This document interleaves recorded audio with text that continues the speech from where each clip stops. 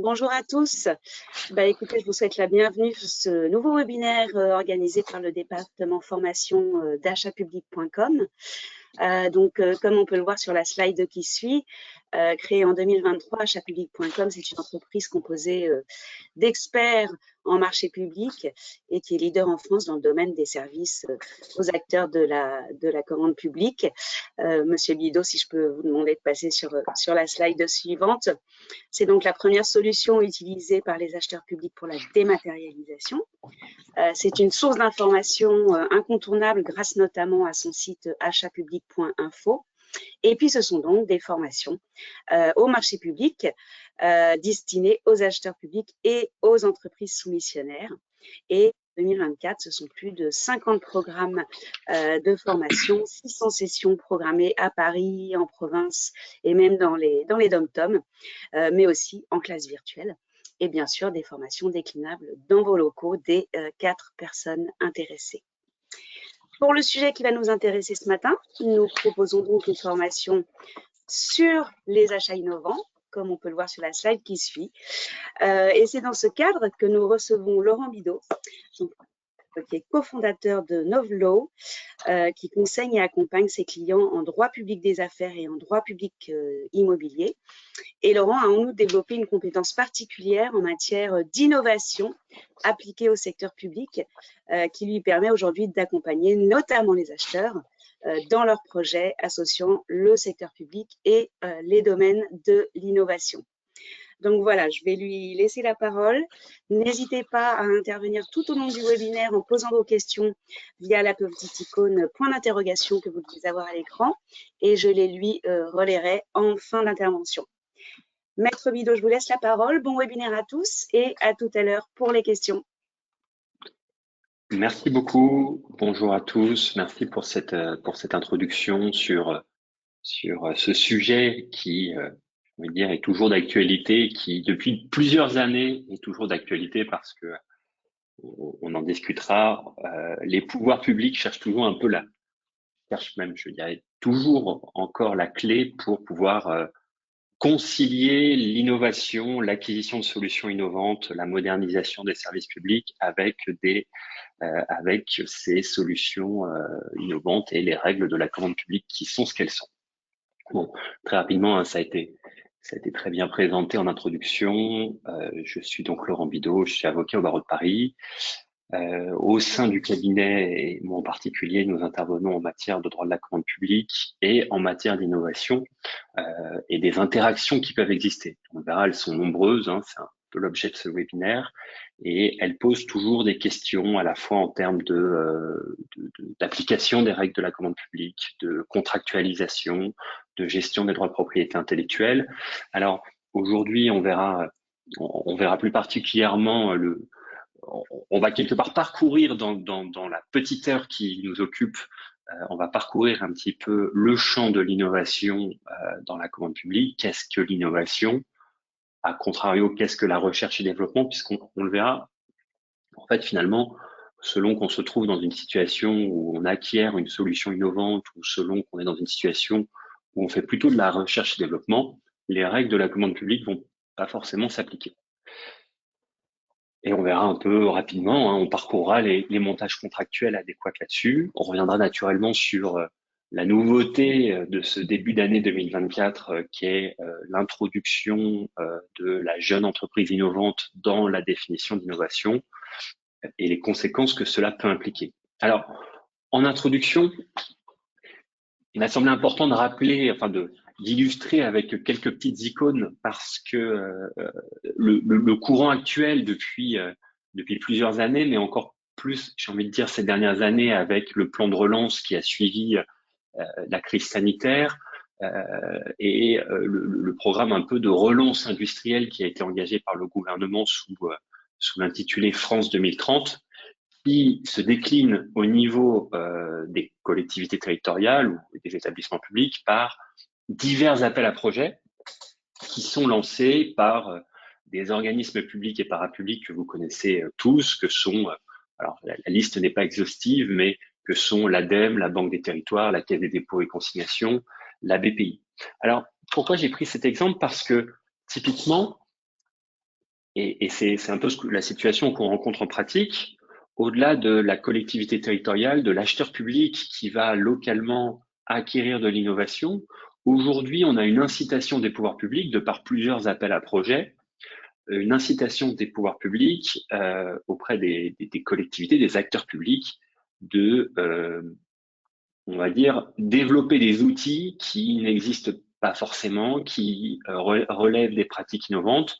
Alors j'ai cité ici par exemple l'appel à projet qui avait existé, qui était territoire d'innovation, c'est-à-dire très concrètement les collectivités territoriales peuvent prétendre à des financements de la part de la Banque des territoires pour développer des outils en lien avec le développement du territoire. Ça peut être à la fois des outils numériques, mais aussi des outils très concrets de fonctionnement de celui-ci.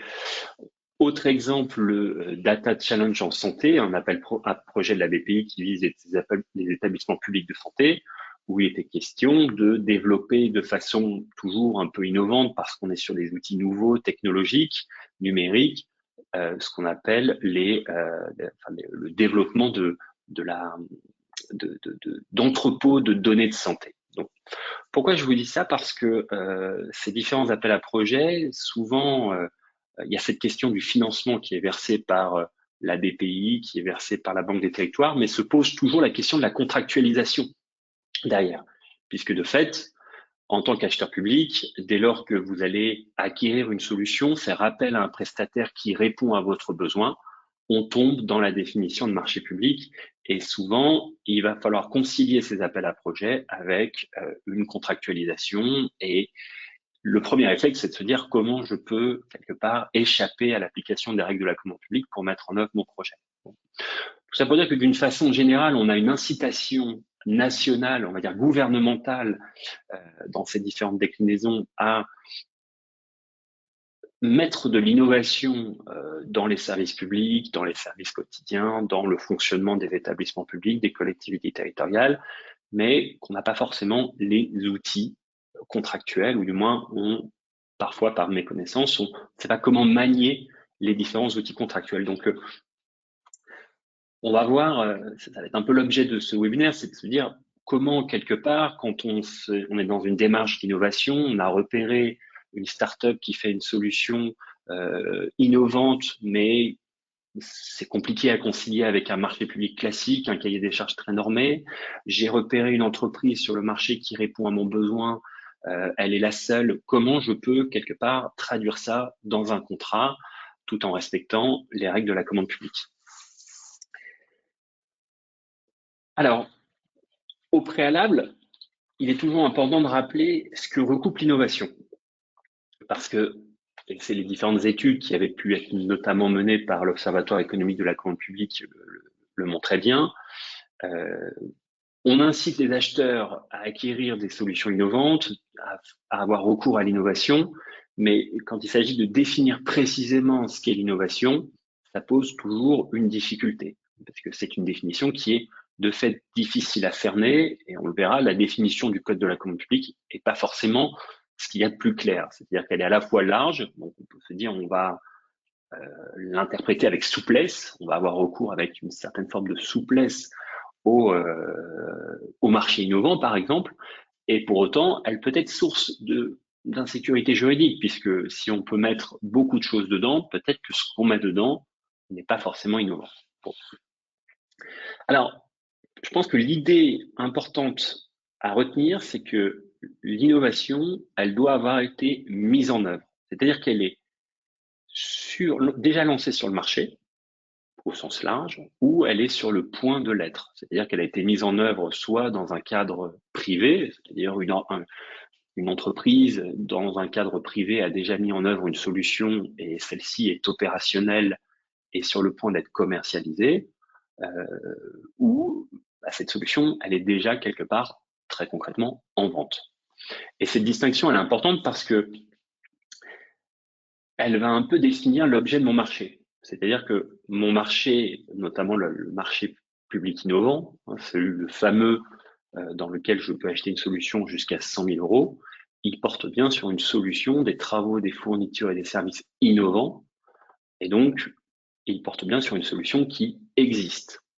Il ne porte pas sur une solution qui est encore en cours de développement. Donc, l'innovation, c'est un produit nouveau, c'est un produit amélioré qui est mis en œuvre. Et cette mise en œuvre, elle se caractérise par le fait que cette solution, elle est déjà présente sur le marché ou elle est sur le point d'être. Alors,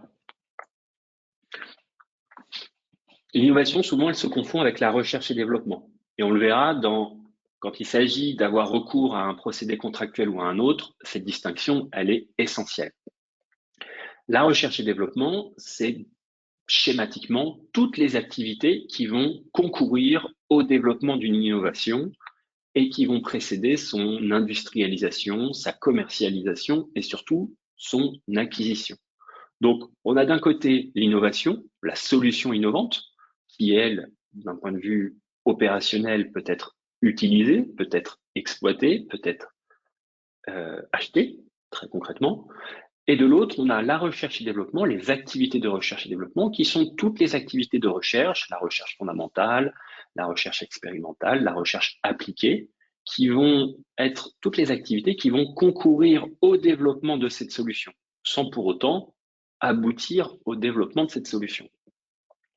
Donc, voilà, il y a d'un côté l'innovation, la solution innovante qui, elle, déjà lancée sur le marché, qui est, d'un point de vue opérationnel, fonctionne d'une certaine façon, et de l'autre, on a toutes ces activités qui vont concourir au développement de cette solution, qui vont parfois aussi ne pas concourir du tout au développement de cette solution, hein, c'est-à-dire une activité, lorsqu'on lance, quand on fait de la recherche et développement, on n'est jamais certain que ça va aboutir au développement d'une solution et in fine à son acquisition. Donc, il faut bien distinguer ces deux notions, puisque comme on le verra, d'un côté, le code de la commande publique, lorsque on est en présence d'une solution innovante et donc de quelque chose qui existe, on est sur quelque part un achat traditionnel, c'est-à-dire qu'on achète quelque chose d'innovant, alors que la recherche et développement, on rentre dans le scope de tous ces marchés de recherche et développement, tous ces marchés d'expérimentation qui, eux, sous certaines conditions, ne sont pas soumis aux règles de la commande publique. Et donc, j'anticipe un petit peu sur mon propos, c'est très important côté acheteur public, ce distinguo, parce que la question à se poser quand on est dans une démarche d'innovation, c'est très concrètement, qu'est-ce que j'achète? Qu'est-ce que j'achète? Quel est l'objet précis de mon marché? Si l'objet de mon marché, c'est simplement de mener avec un partenaire privé ou un partenaire public des activités de recherche et développement, mon marché peut ne pas être soumis à des obligations de publicité de mise en concurrence. En revanche, si l'objet de mon marché, c'est d'acquérir une solution qui répond à mon besoin, alors je tombe dans le champ de la commande publique. Je vous rappelle, parce que ce rappel est toujours important, hein, la définition de marché public. Un marché public, c'est principalement des travaux, fournitures et services qui répondent à un besoin défini par l'acheteur en contrepartie du versement d'un prix ou d'un équivalent. Donc, on le verra, cette définition, dès lors qu'on tombe dans cette définition, par définition, les règles de la commande publique s'appliquent.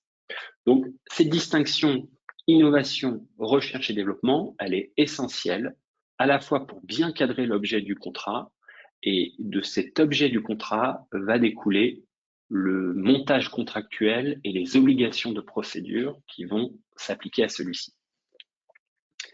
Alors, juridiquement, pour en revenir à la définition d'innovation, on retrouve au Code de la commande publique, à deux endroits, à la fois dans la partie légale, dans la partie législative et la partie réglementaire, cette définition d'innovation. Donc, sont innovants les travaux, fournitures ou services nouveaux ou sensiblement améliorés.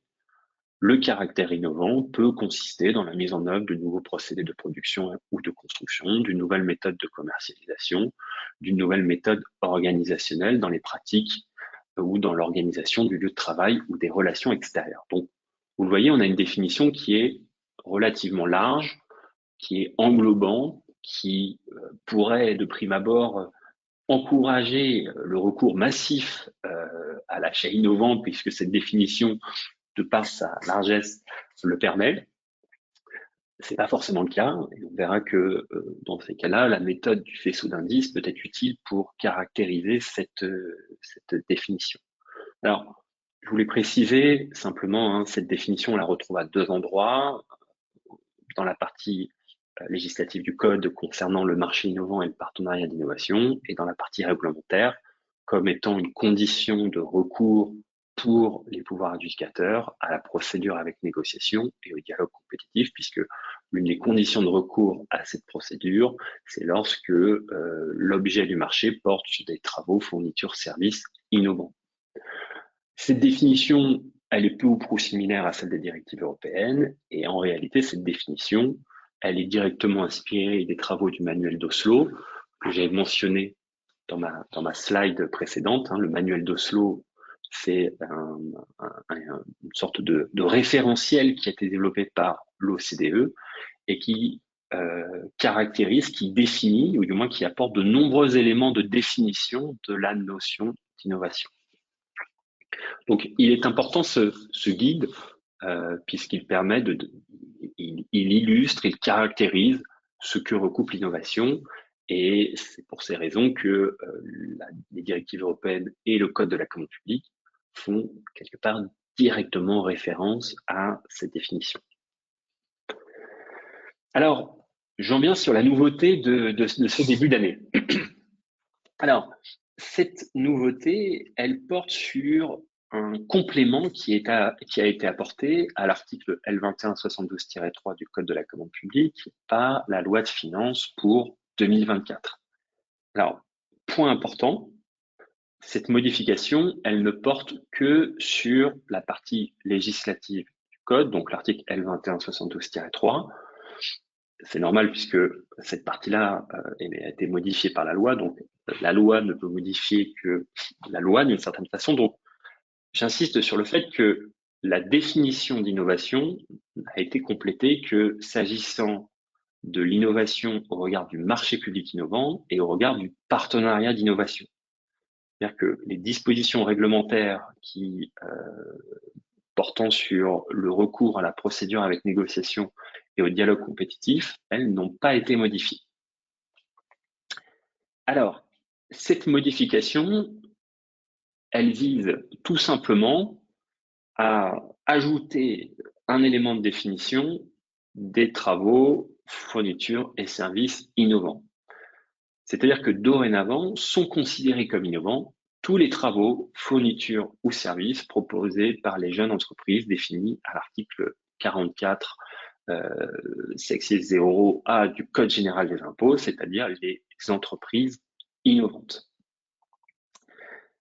Donc, d'une certaine façon, on part un peu du postulat que ce n'est plus, d'une certaine façon, la solution qui est innovante, ou du moins que cette solution, elle est innovante, non pas en elle-même, quelque part, non pas en raison de ses qualités ou de ses caractéristiques intrinsèques, mais en raison de l'entreprise, de l'opérateur économique qui propose cette solution.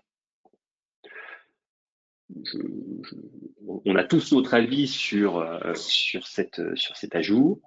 Pour ma part, je suis plutôt circonspect par cette définition, puisque d'une certaine façon, on considère quelque part que dès lors que l'entreprise en question est une jeune entreprise innovante, ce qu'elle fait est forcément innovant. Bon, pourquoi pas? Écoutez, ces dispositions méritent aujourd'hui d'être précisées comme telles dans le Code de la commande publique. Donc, on va faire avec, même si, on va dire, sur le plan philosophique, ça peut interpeller de considérer que parce que l'entreprise est considérée comme étant une jeune entreprise innovante, ce qu'elle fait, la solution qu'elle propose est forcément innovante. Il reste que c'est prévu dans le Code de la commande publique, et donc l'acheteur public qui souhaite passer notamment un marché public innovant avec une jeune entreprise innovante n'a, pour ainsi dire, qu'à s'assurer que cette jeune entreprise est bien une jeune entreprise innovante. Alors, je reviens dans un instant sur ces critères de la jeune entreprise innovante, simplement préciser un peu le contexte de cet ajout. Le contexte, il est un peu toujours le même depuis bientôt une dizaine d'années, c'est la question de comment inciter les jeunes entreprises, les startups, à se positionner sur la commande publique. Comment permettre un accès plus facile à la commande publique à ces entreprises-là et à contrario, comment permettre aux acheteurs publics d'acquérir plus facilement des solutions innovantes qui, comme je l'ai dit un petit peu en introduction, ne sont pas forcément, ne rentrent pas forcément dans le cadre d'un achat traditionnel, d'un cahier des charges traditionnel. Donc, l'objectif, il est un peu toujours le même, c'est-à-dire favoriser le développement de ces entreprises-là via la commande publique. Alors, pour être exhaustif sur ce point-là, il était même question de doubler, voire tripler ce seuil de 100 000 euros jusqu'à 300 000 euros, spécifiquement pour ces jeunes entreprises. Donc, on aurait été, alors ça n'a pas été retenu, et puis ça n'a pas été retenu, mais on se serait retrouvé quelque part dans un schéma où on aurait eu non seulement une dérogation, on aurait une dérogation spéciale pour ces jeunes entreprises innovantes qui porte à la fois sur une éligibilité de fait au dispositif et un seuil spécifique pour ces jeunes entreprises innovantes.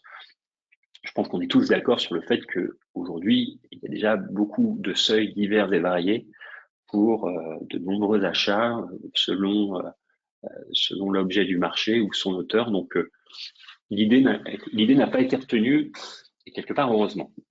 Alors, excusez-moi. Alors, sur la jeune entreprise innovante, elle est considérée comme une jeune entreprise innovante quand elle remplit un certain nombre de conditions. Alors, particulièrement, on considère que c'est une jeune entreprise innovante quand c'est une PME, donc moins de 250 personnes et un chiffre d'affaires inférieur à 50 millions d'euros. Il y a aussi un critère d'existence, c'est-à-dire que l'entreprise doit avoir été créée depuis moins de 8 ans. Au-delà de 8 ans, elle n'est plus considérée comme étant jeune, donc elle ne peut plus être caractérisée comme une jeune entreprise innovante.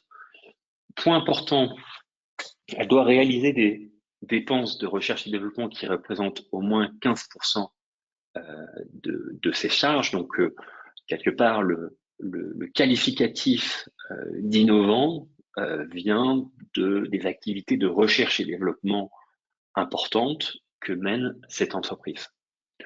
Ensuite, on a un critère un peu d'indépendance du capital, et ici, l'idée est que cette entreprise ne soit pas forcément liée à notamment des sociétés d'investissement, des groupes, qu'elle soit quelque part en elle-même une entreprise innovante et pas forcément adossée à une entreprise plus importante.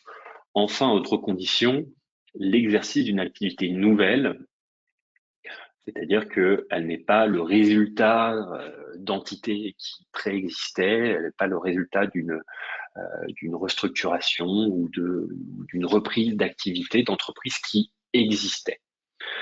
Donc vous le voyez, c'est quelque part ce qui caractérise particulièrement le caractère innovant de cette jeune entreprise, ce sont ses activités de recherche et développement. Ce statut induit également que cette entreprise peut bénéficier du crédit d'impôt recherche. Et là aussi, c'est un indice supplémentaire qui permet de caractériser le fait que on est sur une entreprise qui, de par ses activités de recherche et développement, d'une certaine façon, concourt à développer des solutions nouvelles ou améliorer et donc des solutions innovantes. Alors, côté acheteur public, et c'est pour ça que j'ai mentionné le petit encadré, il y a nécessairement une démarche de vérification à faire par rapport à l'entreprise qui propose une solution et qui se présenterait comme étant une jeune entreprise innovante. Très concrètement, j'ai une entreprise qui arrive et qui vous propose une solution qu'elle présente comme étant innovante à 80 000 euros. Donc, je rentre quelque part dans le scope du marché public innovant.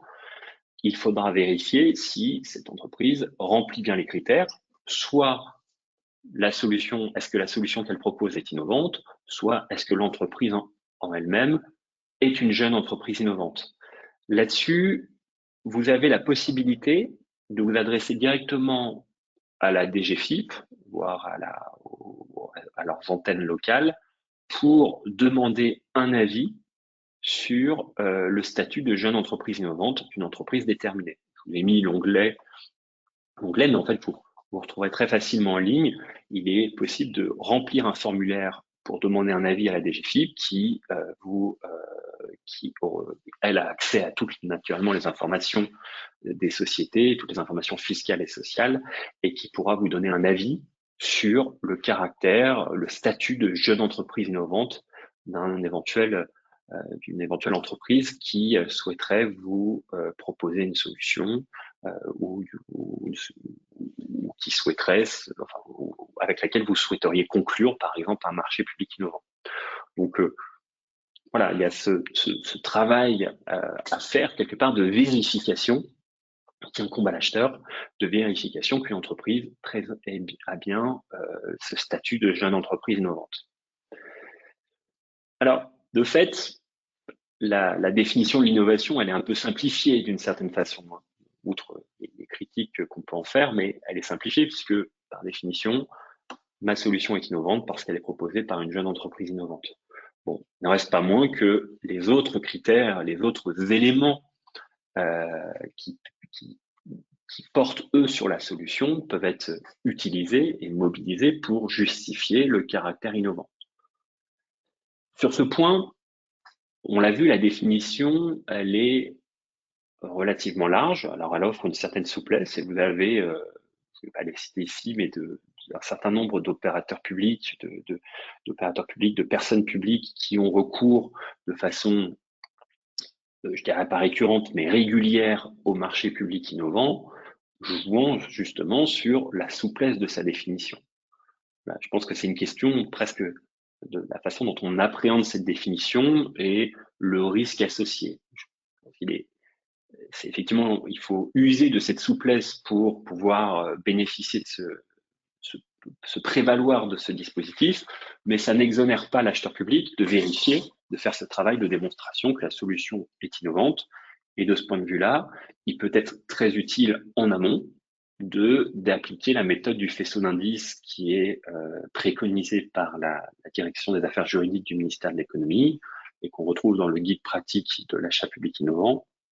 La méthode du faisceau d'indices qui consiste à appliquer quelque part à ma solution un certain nombre de questions qui vont porter sur l'existence de la solution. Donc, est-ce que, par exemple, cette solution constitue un nouvel usage? Est-ce qu'il est nécessaire encore de développer cette solution? Des questions qui vont porter également sur les objectifs poursuivis par cette solution, sur le type d'innovation et sur différentes informations qui concernent justement l'entreprise. Est-ce que cette entreprise est innovante au sens large, hein, pas seulement une jeune entreprise innovante, mais est-ce que cette entreprise peut être considérée comme innovante parce que elle a eu des labels, des prix, parce que elle fait partie de l'écosystème de l'innovation, parce qu'elle a un taux de recherche et développement important. Voilà. C'est autant d'éléments qu'il est important de prendre en compte lorsqu'on s'interroge sur le caractère innovant d'un achat, d'une solution.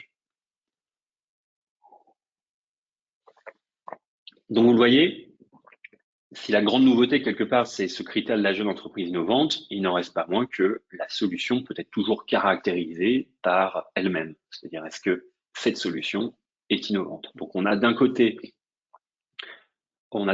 lorsqu'on se pose la question du caractère innovant d'une solution, on a d'un côté une série de questions qui concernent la solution elle-même, et de l'autre, une question, quelque part, qui porte sur l'auteur de la solution, à savoir, est-ce que c'est une jeune entreprise innovante? Alors, une fois ces deux définitions, ces deux précisions apportées, recherche et développement, innovation, la question qui se pose, c'est quelle contractualisation de l'innovation? C'est-à-dire comment je contractualise et surtout quel contrat je choisis. En réalité, je suis assez convaincu que le choix du contrat va dépendre du degré de maturité du développement de la solution, du stade de développement de la solution. C'est-à-dire que plus je me situe dans une phase expérimentale, moins les règles de la commande publique ont vocation à s'appliquer, du moins trouveraient à s'appliquer.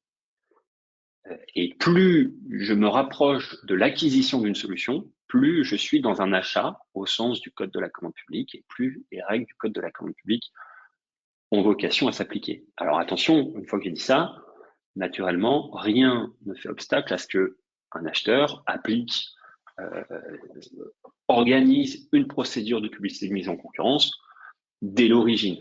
J'ai envie de dire, c'est même peut-être mieux, c'est peut-être plus sécurisant. Alors, je vous ai reproduit deux schémas. Naturellement, je précise, hein, je partagerai ce support sans difficulté.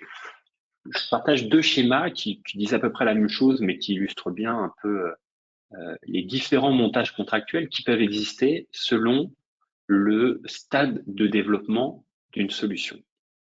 Et on voit ici un peu le distinguo que j'ai fait en introduction, en première partie, entre la recherche et le développement et une phase plus de commercialisation où on est vraiment dans un marché public visant à acquérir une solution. Bon, vous voyez ces différentes étapes et on retrouve ici différents types de marchés plus ou moins soumis à des obligations de publicité mise en concurrence qui vont s'avérer pertinents selon le stade de développement. Donc, quand je suis dans de la recherche et développement, ben le montage traditionnel, ça va être justement ce marché de recherche et développement. Alors, en deux mots, ce marché de recherche et développement, il va porter strictement sur des activités de recherche et développement, dont on a vu la définition tout à l'heure, et il présente l'avantage, et non des moindres, de ne pas être soumis à des obligations de publicité de mise en concurrence, dès lors que soit les résultats, c'est-à-dire ce qui découlera de cette recherche et développement, est partagé entre la personne publique et le titulaire du contrat, soit le financement de cette recherche et développement, donc le financement du contrat, est assuré par la personne publique et par son partenaire. Donc on a quelque part un contrat qui est exonéré des règles de publicité de mise en concurrence dès lors que soit on a un partage des résultats, soit on a un partage du financement du marché. Et de ce point de vue-là, vous voyez, si on met un peu ça en perspective avec la définition stricte de marché public, on ne tombe pas dedans puisqu'on ne répond pas à un besoin de la personne publique, mais des deux parties. Et la contrepartie financière n'existe pas, ou du moins n'est pas caractérisée directement, puisqu'on a un financement commun entre les parties. Donc, au marché de R&D, il présente cet intérêt qui n'est pas neutre de pouvoir être attribué directement à un opérateur sous réserve des deux conditions dont je viens de discuter. En revanche, ce marché de R&D, il présente quelque part le désavantage de n'avoir que pour objet la R&D. Donc, on n'est pas ici on est simplement dans des activités de recherche et développement. On n'est pas dans une phase d'industrialisation d'une solution et encore moins dans une acquisition de la solution. Donc, attention à ne pas conclure un marché de R&D qui porterait in fine sur l'acquisition par la personne publique d'une solution. Là, on ne serait pas dans le scope d'un marché de R&D, mais on serait dans un marché public classique, soit de services, soit de fourniture et de services. On a, et in fine, quelque part, la difficulté d'un marché de R&D, et tout moins le point un peu négatif, c'est que si la personne publique veut poursuivre la R&D, elle doit nécessairement passer d'autres marchés, et notamment, si elle veut acquérir la solution qui serait in fine développée, elle doit passer des marchés et donc potentiellement mettre en concurrence son partenaire, le partenaire avec qui elle avait fait des activités de R&D, avec les difficultés que ça présente en matière de propriété intellectuelle, c'est-à-dire est-ce que la personne publique possède suffisamment les droits de propriété intellectuelle nécessaires pour pouvoir poursuivre le développement d'une solution par un tiers, et surtout des problématiques en termes d'égalité de traitement entre les candidats. Est-ce que je suis en capacité de garantir une égalité de traitement des candidats lorsque l'un des candidats a participé en amont à l'élaboration d'une partie de la solution. Donc, ça présente certaines formes de difficultés au regard de ces deux principes-là. Et c'est pour cette raison, par exemple, que le partenariat d'innovation peut s'avérer un montage contractuel intéressant, puisqu'il permet à la fois, dans ce même contrat, de regrouper R&D et acquisition de la solution, la mise en concurrence intervenant dès quelque part avant la R&D, c'est-à-dire qu'on va sélectionner, dans le cadre d'une procédure négociée, le partenaire qui va accompagner l'acheteur public pour la recherche et développement et l'acquisition de la solution. Donc on le voit, aujourd'hui, il existe divers montages contractuels qui viennent en fait répondre à différents stades de développement des solutions innovantes. Alors,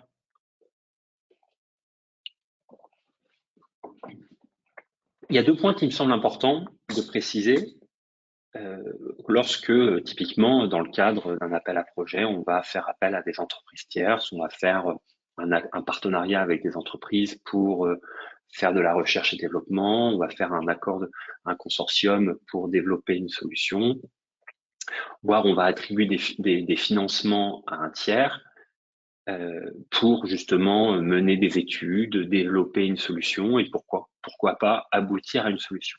Il y a deux points qui, à mon sens, sont très importants parce que ils peuvent conduire à appliquer les règles de la commande publique. La première chose, c'est quel est l'objet du contrat. Et quand je dis contrat, je parle d'un contrat au sens large, c'est-à-dire un partenariat, un accord de consortium. C'est un contrat. Et le juge administratif ne s'attache pas à l'intitulé du contrat, au nom qu'on a entendu donner au contrat pour requalifier un contrat de marché public. Donc là-dessus, vraiment, il faut être vigilant. Si l'objet de mon contrat, quelle que soit la forme, c'est de répondre à une commande publique, c'est in fine de répondre à un besoin de la personne publique, et j'ai envie de dire quasiment de répondre principalement à un besoin de la personne publique, il est très probable que ce contrat dissimule entre guillemets, hein, le mot fait toujours un peu peur, mais en tout cas révèle une commande publique et donc, par définition, un contrat qui aurait, en fonction de son montant, aurait dû être conclu à l'issue d'une procédure de publicité et de mise en concurrence. Le deuxième point important, c'est le contexte contractuel, c'est-à-dire quelle est la finalité du partenariat, du consortium, du contrat que j'ai conclu avec un opérateur économique. Si mon contexte, quelque part, si le contexte, c'est pour les personnes publiques une activité, j'ai envie de dire, purement économique, c'est-à-dire une intervention sur le marché concurrentiel.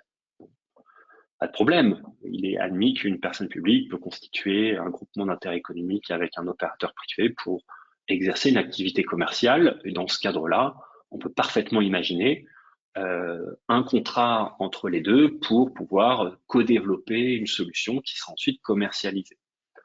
En revanche, s'il s'avère que le contexte contractuel, c'est répondre à un besoin de la personne publique ou que ce contrat s'inscrit dans les missions d'intérêt général ou de service public de la personne publique, là aussi, il faut être vigilant puisque le contrat qui peut être conclu peut être regardé là aussi comme une commande publique. Donc, attention à ces deux éléments qui surtout dans des contextes où on a des appels à projets de la part de la BPI, des appels à projets de la part de la Banque des Territoires, on va les mettre en œuvre quelque part ces appels à projets localement, on va s'entourer d'entreprises, de partenaires privés. Il faut toujours s'interroger sur la finalité de ces partenariats. Si la finalité de ce partenariat, c'est de développer un outil qui va avant tout répondre aux besoins de la personne publique, on est dans une commande publique. Donc, il faut être vigilant à ces aspects-là. Alors, une fois qu'on a été vigilant à ces aspects-là, on l'a vu sur les deux schémas que je vous ai présentés, on a divers montages contractuels qui peuvent s'avérer intéressants. Alors, je les ai énumérés ici, vous les connaissez sans doute. On a les montages contractuels qui vont être exonérés de l'application du code de la commande publique. Les marchés de R&D, dont j'ai parlé, ou ce qu'on appelle aussi les achats publics avant commercialisation, qui sont en fait des marchés de R&D un peu plus poussés. C'est-à-dire que on fait non seulement de la R&D, mais on réalise dans le cadre du contrat des premiers prototypes. Ces deux marchés, ces deux montages contractuels ne sont pas soumis aux règles de publicité de mise en concurrence si, comme je l'ai dit tout à l'heure, on a un partage des résultats et ou du financement.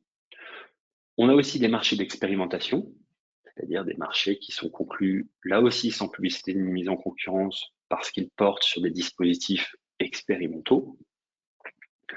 On a le marché public innovant, inférieur à 100 000 euros.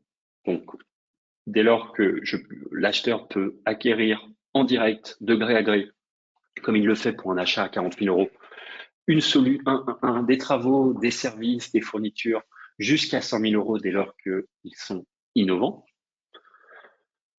On a aussi la question de l'opérateur déterminé, c'est-à-dire parce qu'un opérateur a des droits d'exclusivité, parce qu'un opérateur techniquement ou pour des raisons de droit de propriété intellectuelle ou d'exclusivité est le seul sur le marché qui peut répondre à mon besoin. C'est souvent le cas dans des secteurs de pointe, d'innovation de pointe, où vous avez un opérateur sur le marché qui est en capacité de répondre à votre besoin. Il est possible, là aussi, de s'exonérer des règles du Code de la commande publique et de lui attribuer directement un marché public. Donc ça, c'est quelque part autant d'éléments, de procédures et de montages contractuels qui peuvent être mobilisés pour acquérir de l'innovation ou pour participer au développement d'une solution innovante.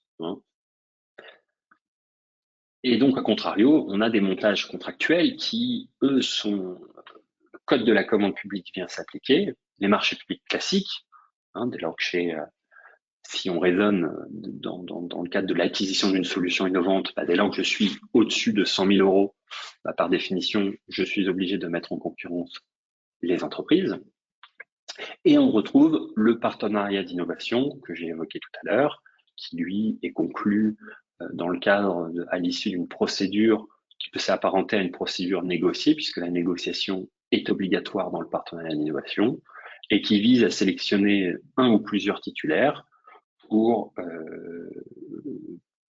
à la fois mener des activités de recherche et développement et à la fois l'acquisition d'une solution, sans remettre en concurrence les titulaires. Donc, quelque part, il y a un double avantage à ce montage contractuel, enfin un avantage pour l'acheteur et pour l'opérateur économique. Côté acheteur, il a la possibilité de co-développer une solution avec un partenaire privé et donc d'avoir une solution qui, in fine, répondra précisément à son besoin, avec toujours et puis la possibilité d'acquérir cette solution sans remettre en concurrence cet opérateur.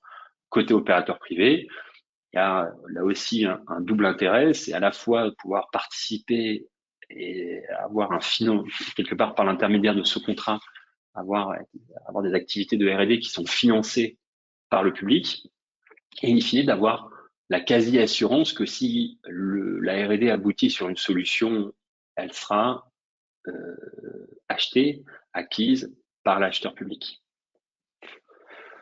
Donc voilà le panorama des montages qui existent aujourd'hui dans le code de la commande publique et qui peuvent être mobilisés selon l'objet du contrat, selon l'objet du besoin, selon le besoin de la personne publique, selon le stade de développement de la solution. Donc c'est pour ça qu'il faut toujours s'interroger sur quel est le besoin, quel est le besoin de côté acheteur en matière d'innovation. Est-ce que c'est simplement faire appel à un prestataire pour développer conjointement des activités qui s'apparentent à de la recherche et développement ou si c'est véritablement acquérir une solution.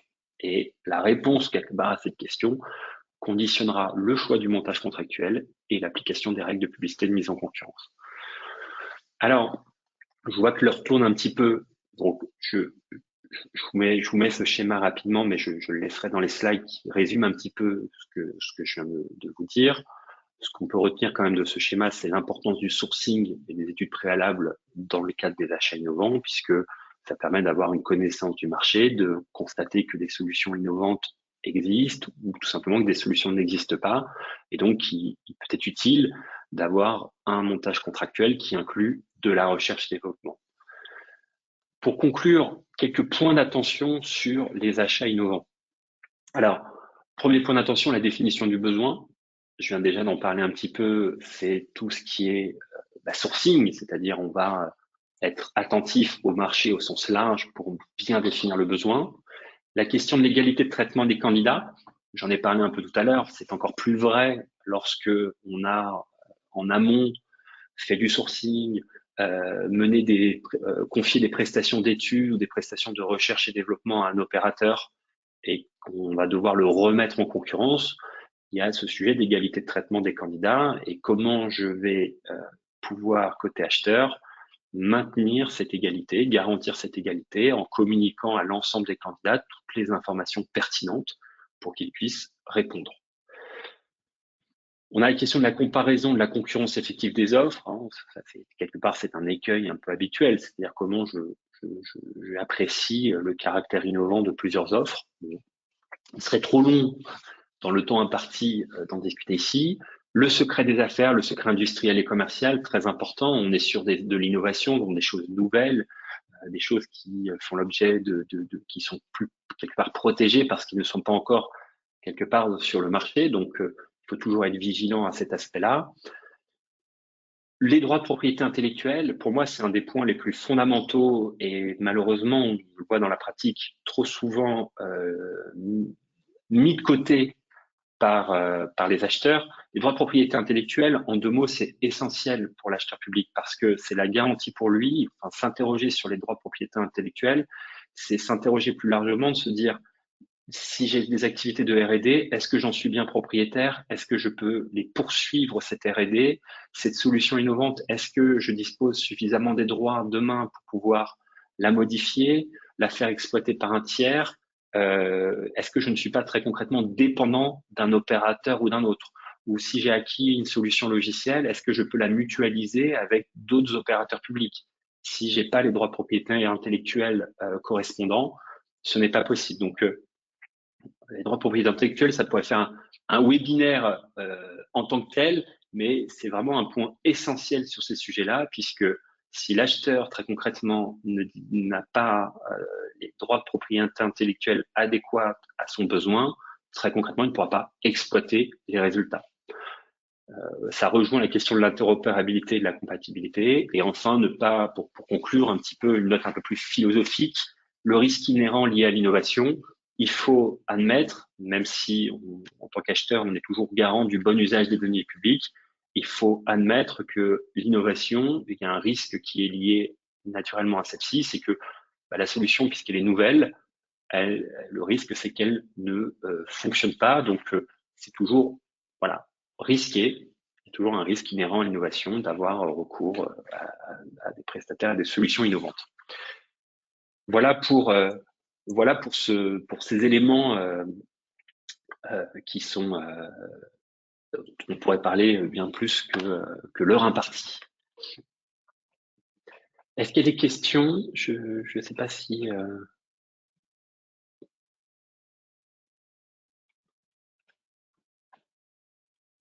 excusez-moi, j'étais en train de revenir. Voilà, je suis là. Effectivement, nous avons des questions.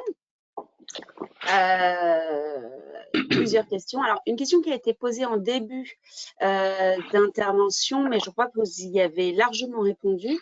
Quelqu'un qui nous demandait comment peut-on savoir si une entreprise est une jeune entreprise innovante? Est-ce que cela apparaît sur le site l'annuaire des entreprises? Mais bon, je crois que vous y avez répondu. moins de 50 Ouais, personnes, un CA inférieur à 50 000 euros, une entreprise qui a moins de exactement. 8 ans, Bah, des critères très R&D pour la concrètement, recherche, et soit puis l'acheteur applique, fait un travail de recherche et d'application des critères qui sont prévus au Code général des impôts, voilà, soit il fait appel à la DGFiP pour avoir une note de confirmation sur le sujet. Je pense que c'est ce qu'il y a de plus simple voilà, et sécurisant. exactement. Euh, on nous a une question aussi sur est-ce qu'une jeune entreprise innovante propose des prestations qui ne sont pas innovantes? Matériel proposé, programmation Mhm. informatique classique, etc. Et donc des prestations qui ne sont pas spécifiquement mentionnées dans le rescrit de l'administration. Le CCP s'applique quand même. Écoutez, aujourd'hui, si on se borne à une lecture, je dirais littérale des dispositions du Code de la commande publique, il n'y a pas de distinction entre la solution non innovante et innovante proposée par une entreprise innovante. Aujourd'hui, une solution proposée par une entreprise innovante est une solution innovante. Voilà. D'accord.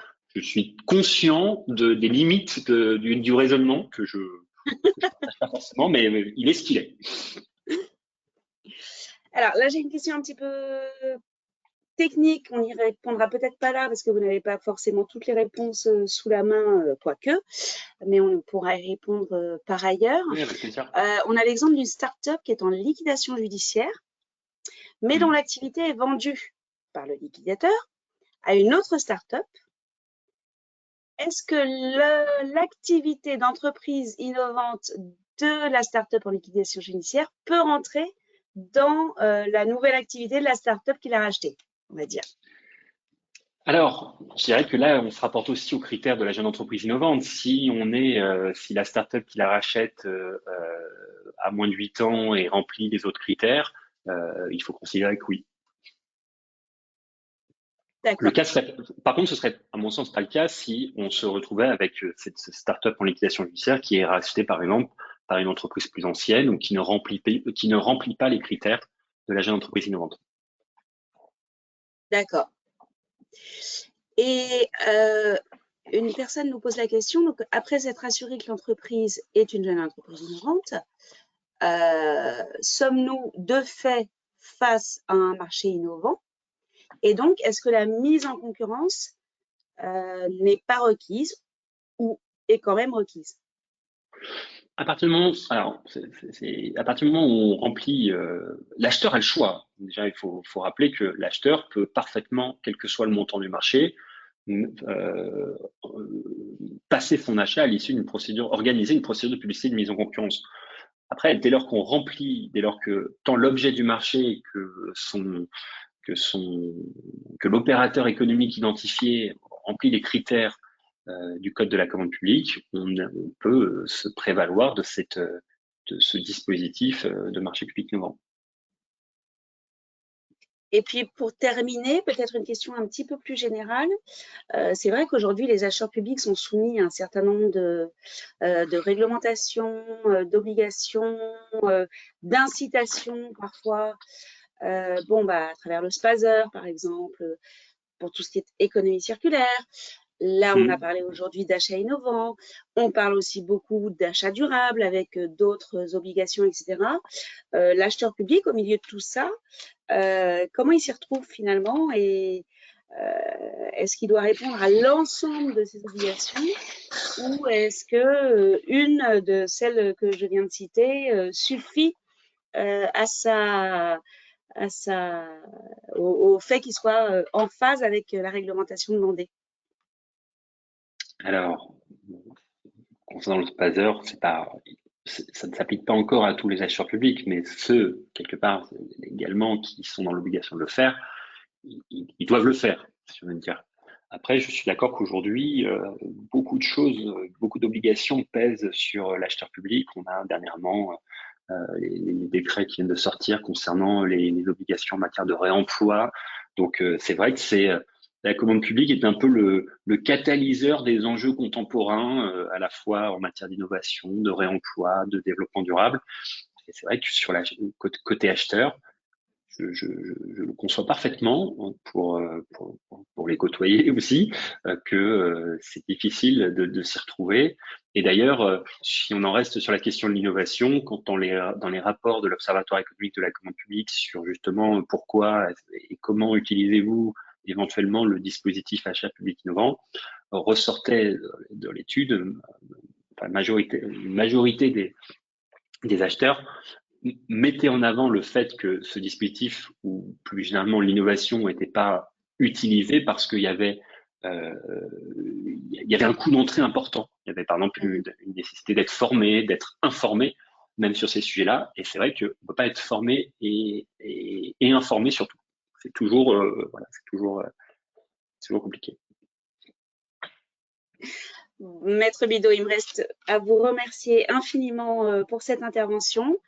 Merci à tous d'y avoir participé et je vous donne rendez-vous très prochainement pour un nouveau webinaire achat public et vous aurez effectivement un replay de cette intervention ainsi que le support de Maître Bidault que je remercie encore pour cette intervention très claire, très précise.